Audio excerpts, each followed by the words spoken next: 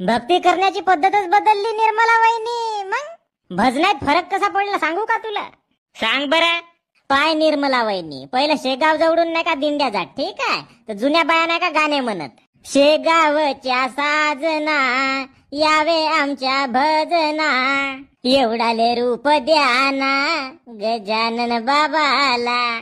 तर किती बढिया वाटत होता निर्मला वहिनी. पण आता नाही का बायाने नाही का भजनच बदलवून टाकले. कसे कसे बदलवले? अरे अरे विठोबा तुझ्यात माझ मन, घेतला मोबाईल लावते तुला फोन, तुझी रे आठवण लय लय येते म्हणून तुला मी मिस कॉल देते, देवाचाही तू रे देव माझा नंबर कर सेव. अरे माझ्या देवागा.